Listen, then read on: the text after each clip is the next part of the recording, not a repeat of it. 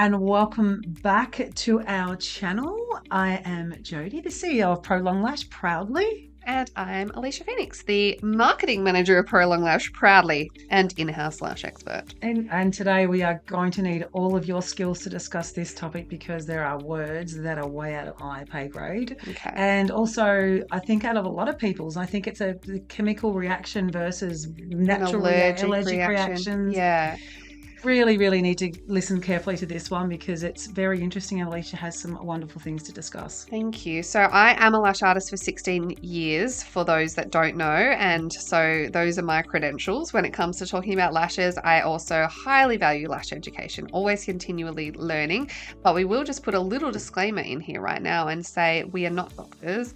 We are lash artists and lash professionals in the lash industry. So we cannot give you medical advice, but we can guide you through some situations that come up for lash artists all the time. And it is important for you to feel confident about the way that you're going to respond to your clients. And if you are a client and you're looking at this YouTube video or listening into our podcast today to get some insight into what has happened, seek medical advice from a medical professional if need be.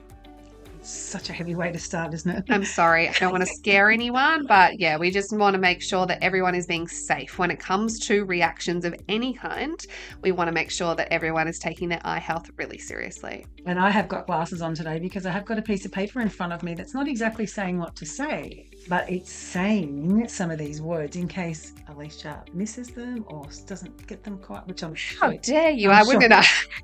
I'm just checking. I'm doing the Grammarly check. Yes. No, there are some big words. So yeah, let's talk about the differences. There are so many words thrown around, but we're going to talk about the difference between what is known as a chemical reaction and what is known as an allergic reaction, what the differences are between them, how you as a lash artist can help your client navigate that, or you as a lash wearer navigate it yourself. Great. Let's get into it. But yeah, this will be interesting for me because I don't know a lot about this. So it'll be great. I'll be learning as we go on my feet. Yeah, cool. Well, all right, let's start. You can ask for questions and I'll answer them. All right, that sounds good then. So let's start with allergic reactions. Let's start there. So allergic reaction to, what is it? Allergic reaction to the glue, to the lash itself, to the laying down for too long and being restless. What's the allergic reaction to? So an allergic reaction is really considered an immune response from your body. So just as you might have an allergic reaction to peanuts or a bee sting or whatever, people can be allergic to all sorts of things. An allergic reaction is your body saying there's something here that I don't like. I'm going to have some kind of response to deal with it. Usually it's some kind of inflammatory response. When we're talking about allergic reactions, something people commonly have an allergic reaction to with eyelash extension is cyanoacrylate. So cyanoacrylate is the base of a lash glue. Cyanoacrylate based glues are the only type of glue that you can use on human skin. So eyelash extension glue, surgical glue, if you were to cut your finger and instead of they sew it back together, they glue it back together, that's a cyanoacrylate glue, and so is super glue for that matter. So when you stick your fingers together when you're using it, it's safe. Yeah, so they're all cyanoacrylate based and people can have an allergic reaction to that where the body goes, I'm not liking this, I'm going to have a response. Those responses are usually come out on an eyelash extension reaction as redness, swelling, itching all around the eye area, usually on the top lid. And can be really irritating, and some people's can get so swollen that they swell into the lash line and then they've got the lashes poking into them, and that can cause even further irritation. So that's a really common thing for people to be allergic to in a lash glue. That is the base of the lash glue. There are cyanoacrylate free glues available, not many, but there are. So if your client is having issues with cyanoacrylate, you can try a cyanoacrylate free glue. The other thing that people do have allergies to in lash glue is latex. most people know if they have a latex Yeah, allergy. because gloves. Gloves, Band-Aids, things like that, Band-Aids. you would have come into contact with at some point in time, and most people would be aware. So if they say they have a latex allergy, you want to get a latex-free glue. There are lots of latex-free glues available, so they're not hard to find. And they're sort of the main things when it comes to adhering the lashes and people having a reaction. I have also seen people have allergies to whatever ingredient might be in the under eye pad. So if you're using a gel pad, you know if someone's had a reaction to the gel pad compared to the glue because it's under the eye And they're area. puffy. You'd see the puffiness straight away. Yeah, redness, itching, that again, the immune response where your body is saying, no, something's on there. I'm not a fan. I need to respond to that. So that is what we're looking at with an allergic reaction. So if someone comes to you with an allergic reaction, obviously refer them to go to a healthcare professional if it's severe or they're feeling uncomfortable about it in any way. In the meantime, simple remedies to relieve the discomfort, especially if their allergy is very minimal and they're not going to go seek medical professional help, is cold compresses on the area. Antihistamines can help to reduce that inflammation and things like that. And there are anti-histamine eye drops as well that you can apply. What about if you've already put the lashes on? Do you take the lashes off? That's up to the lash wearer, the client, as to whether they want to remove them or not. If it's a glue reaction, once the glue is dry, the reaction should subside and you can probably get a few weeks wear out of them. I wouldn't advise to remove them whilst the reaction was active. If you've got all that swelling and itching, the skin is quite compromised in that situation. And if you then go and put glue remover on there, you're just adding another chemical that can just cause more issues and be very uncomfortable as well. And it's not easy to get the lashes off if the lash line has swollen into them at the base and you can't really get down to the base properly to get the glue remover in there. So I would say if they can deal with it for a couple of days and let the reaction subside, and they want them removed, yes, you could remove them then. Alternatively, just allow them to grow out and, get your couple of weeks wear out of them.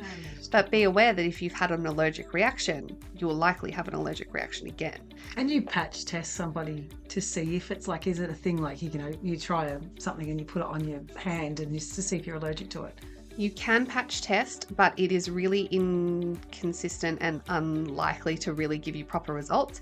If you patch test somewhere else on the skin, you're not necessarily going to get a reaction there. Often the reactions are quite localized. So even if you put, say, a couple of lashes on, the reaction might be so small, or being an immune response, it may just have such a minimal reaction that it's not noticeable. But then once you put lashes across the entire lash line and you're spending 2 or 3 hours putting the glue fumes near the eye, the reaction would be much bigger than if you've just spent 2 minutes putting 1 or 2 lashes on the outside corner. Time that you're spending on that eye area. And the amount of volume of the glue, the product that you're putting on there. Yeah. So people do patch test. Some people's insurances require them to patch test in order to insure them that check that with your insurance. I've heard that before.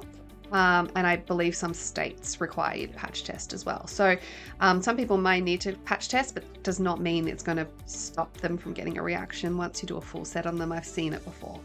Okay, well, I suppose everyone has to go with what works for them. Yeah, You can develop an intolerance as well. So I have seen people get lashes for years and become allergic to them later. Okay, so that covers the immune side of reacting to something. What about the chemical reaction? What about, let's go to biology class here, 101 with Miss Alicia. I'm Mrs. Yeah. Sorry, guys, I'm taken. So, yeah, I'm not a biology teacher or a scientist, but... You sound like one, which is, take it as a compliment. Only because I said cyanoacrylate so many times. Probably. So a chemical reaction is different in terms of you are basically experiencing an irritation to a chemical that has come into contact with your skin. So as opposed to the allergic reaction where your body from the inside has an immune response and goes, I don't like this, I'm going to protect myself. This is more like something has irritated you. So as we were talking about before, you might eat a peanut and you have an allergic reaction, right? So then think about maybe you've brushed yourself on some poison ivy or oak or whatever people call it, and you're now having an irritation on the skin. It's not necessarily like the inside of your body saying, oh, get that away from me, I'm going to have an allergic reaction to it. It's your skin saying, this has irritated me, I'm going to present in welts and itchiness, that kind of thing. Nasty and let you know that hurt. Yeah. And I don't want that. Don't go near that again because it's really bothered me. So when we talk about a chemical reaction, this is what we're talking about. We're talking about really more of an irritation. So the glue fume has come into contact with the eye for so long. Like maybe when you're a lash artist, often people will use what it's called lifting tapes.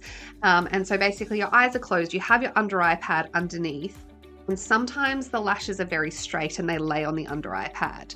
To counter that, a lash artist will put a tape on top of the eyelid and just gently lift it away from the iPad. What that aims to do is pull the lashes up slightly so they're not touching the pad anymore, but it shouldn't open the eye. Sometimes it does. Sometimes a client doesn't completely close their eyes. Maybe they have the shape of their eyes, or they've fallen asleep and their eyes are slightly opened. Or they've been laying there for a long time and they get restless and open it just for a wink. A wink shouldn't do too much, hopefully. It's more the prolonged exposure to having the glue fume near your eyeball. Something like that could present as severe redness in the eye. It can even look like a line across where the line of the eye was open and the glue fumes were coming into contact with the eye for a long time. So something like that is an irritation. That doesn't mean you're going to get that every time you get your lashes done. It could even be itchiness on the eyelid or around the eye. Again, the glue fumes will settle on the skin, and if you then have them sitting on there for 24 hours, 48 hours after the lash appointment, which is very common for the old days of doing lashes, because we used to say don't wet them for 24 hours or 48 hours. So you would have those glue fumes sitting on the skin for all that time. And if your skin gets irritated from that, it can present in itchiness, maybe even swelling. So sometimes these allergic reactions and chemical reactions get confused because you go, well, it's been really itchy and, I have an allergic reaction. But you may find that if you were to immediately wash the lash area straight after the application process, you're cleansing away all those fumes and the skin won't actually get irritated. I think a lot of the time people confuse allergies and irritations and they just say you're allergic to eyelash extensions, you can't get them anymore, go be free and do something else, like wear strip lashes. Get your nails done.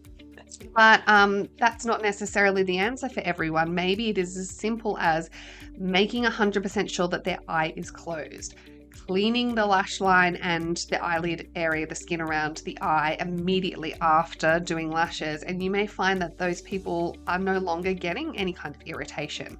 Okay, so just that contact. Sense. It makes sense. Mm-hmm. The two different reactions do make sense, but it also makes sense to go home and actually wash your lashes. Yeah. I've said this to you before, and I don't like it when someone's around my eyes the whole time, so I like to go home and wash. Mm-hmm. Like I do like to go home and wash the lashes. So if there was something that was irritating me, I would wash that off. Yeah. It's a good idea.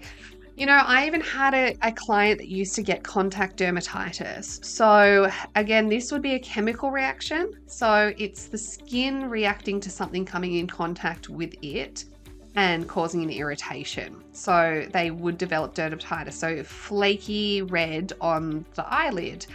And I'm talking a long time ago, so we really didn't have a lot of education back then and we weren't sure what we were dealing with, and they were dead set determined to keep on getting their lashes done. And it was back then it was very much like, no, you've had a reaction, you can't get lashes anymore, you're going to get it forever, off you go. But she was like, no, come hell or high water, I'm having my lashes done.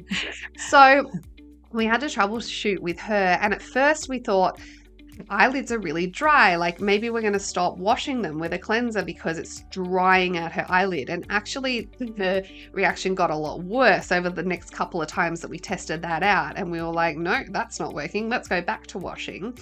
And eventually we got to a point where I actually applied a layer of Vaseline on her eyelid, which is so counterintuitive to keeping them clean. But we put the Vaseline on her eyelid and her under eye area, and then did the lashes, and then I thoroughly cleansed off the Vaseline afterwards. And this was in the days where you weren't supposed to wash your lashes after 24 hours. So I said to her the first time, they might all fall out, but we were willing to test anything.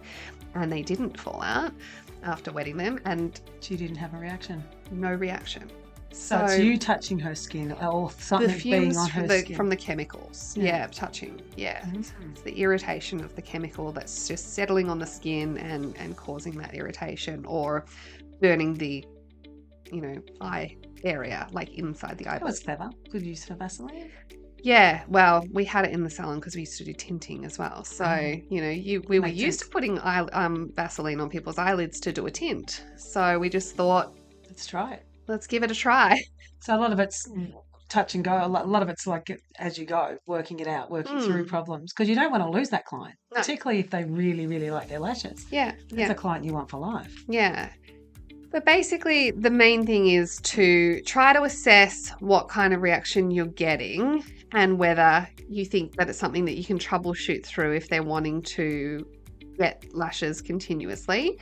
And if it is an allergic reaction, there is talk in the lash industry. Some people do believe you can keep on getting your lashes done with intervening with different things. I am not going to recommend those here, though I don't disagree with them, but I do feel like it's too close to medical advice personally to be giving that advice out to people. But you can find that information out there if it interests you. You can make your own decisions on that. But yeah, people do think that you can keep lashing even if you have an allergic reaction to lashes. And in the meantime, just try to troubleshoot out. So check first, is it cyanoacrylate? Because that's a very common one, and you can get cyanoacrylate or acrylate free glue, and then obviously check for latex reactions because that's a really easy one to find out for people. And then if it's neither of those things, think about, could it be an irritation? Well, I think check it as an irritation first. Wash them straight afterwards. That can eliminate so many problems right off the bat. You should just do that with every client. Wash them straight afterwards, and see if you do need to apply a barrier of some kind to protect their eye area if they're still getting it. And then you can go into cyanoacrylate free glues and stuff like that.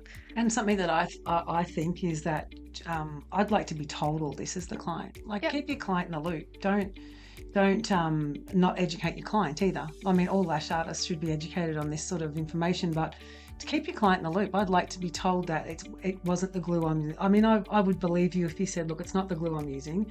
It's something to do with this. We'll try this next time. Like, I think I would like to be kept in the loop and even told to watch something like this or read something so that you're aware of what the difference is. I didn't particularly know the difference, not just for lashes, but every time something happens and you break out in something, I've got an allergy to something, I've got a rash. Now I know I might have knocked something. It could be a chemical reaction to something, and the allergy is another version. So I did learn something today. Yeah. And, there is always the possibility that it's nothing to do with the lashes as well. I know that I have posted about this in the past on my own personal lash account, which is no longer active. But when I used to do lashes, I remember one day I was just going to the shops. I actually wasn't wearing lashes at the time, but I was going to the shops and my eyelid just blew up. It was like perhaps a bug had bitten me or something had happened, and I had a massive welt on my eyelid. I actually posted on my Instagram at the time that it happened on my lash account and said, check out my eye. If I was wearing eyelash extensions right now, my go-to would be to automatically blame the lash extensions, right? But it wasn't. I wasn't wearing lash extensions. And so I had no extensions to blame it on, and I had to look to other causes. Just think about if this person's having this random reaction that they never had before, is it possible that it's nothing to do with the extensions? And yes, it is possible. So just think about it. Is it unusual? Is it falling within the scope of how a reaction would ordinarily present? And has that client reacted before? Yeah. Is this one out of the... Yeah. Yeah. And just get them to have that in perspective as well with Have they been that. traveling to strange countries? Yeah, well, honestly, I just was going to the shops and nothing out of the ordinary had happened for me that day. And I ended up with this huge welt on my eyelid, which then I just took antihistamines and it went away in a few hours. But, is it coming and going quickly? Is it lasting for a long time? And if the person's coming back and getting them again, are you seeing it over and over? If you've just seen it as a once-off thing, I think you can just pass it off and not have to worry about it. If you're seeing it regularly or it starts off mild or it's getting worse, definitely look into it and think, how do I troubleshoot this? And do I need to refer them on to a healthcare professional? There you go. I told you I'd have not much to say today. I got to learn today. I got to learn today. So hopefully you all got to learn today too. I think that sums it up really nicely. And thank you for all that information, Alicia. That's really helpful for me and for everyone, I'm sure. Thanks for letting me let my lash nerd out and share it, because I like to get down and dirty with this stuff sometimes. Down and clean in a prolonged lash. Down and clean. But yeah, and wash them. Washing them so important, because then you avoid those later issues that arise. So obviously we've got our allergic reaction and our chemical reaction, which can both happen during the application process. But what we haven't even touched on, and we won't really go into today, is that you can then have irritations caused later down the line due to poor lash hygiene as well. So you can have other things if your client hasn't automatically presented with one of these reactions and then comes back in 3 weeks and says, my eyelids are all gross or flaky or something's going on. Check your aftercare. Yeah, check your aftercare, because there are reactions that can happen or irritations that can happen from poor hygiene. Blepharitis, lash mite infestations, which I love that. which present as a lot of buildup and just general grossness and flaky skin and things like that. Even conjunctivitis, and you can get conjunctivitis from anywhere, by the way. People will blame you for conjunctivitis every time if they have lashes, but trust me, I have kids. They don't have lash extensions and they get conjunctivitis. My 18-year-old come back from schoolies. Hi, Sammy.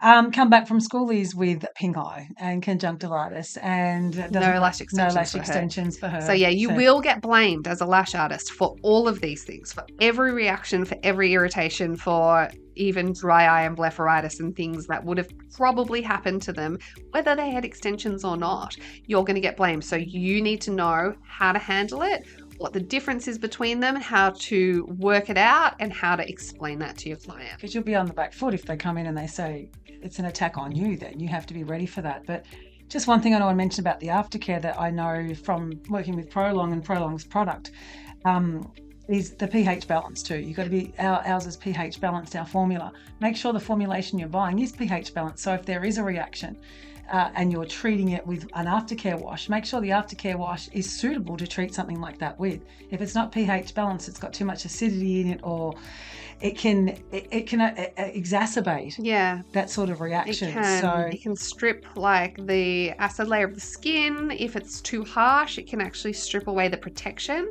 And if it's not got enough in it to break down all of the substances on your lashes, then it's kind of useless. Yeah. So really look into your aftercare. Protect your eyes. It's an area that obviously can react from lashes or from anything, but keep them clean and keep the area clean and try and avoid some. Yeah. Agreed. Look after your lashes and just get educated on what reactions and chemical irritations can look like. And just get your head around all the words that everybody uses on those lash forums. And it gets confusing. But as long as you have in your mind something that makes sense, no matter the different wordings that you use and how each thing is caused, you'll be able to safely guide your clients through any situations like that. Fabulous. Thanks again, Alicia. I hope you all enjoyed today. It was quite heavy, but very interesting, and a must know for everyone. So if you enjoyed this video, give us a thumbs up and check us out on our socials. Jodi's like, please take over, Alicia. Forget the socials. No, yeah, that's fine. No, we've got our Instagram, our Facebook, our TikTok. Feel free to jump on there for more educational posts. We always like to share helpful tidbits on there, and funny stuff on our TikTok if you want to see us just being dills generally. Dills around yes.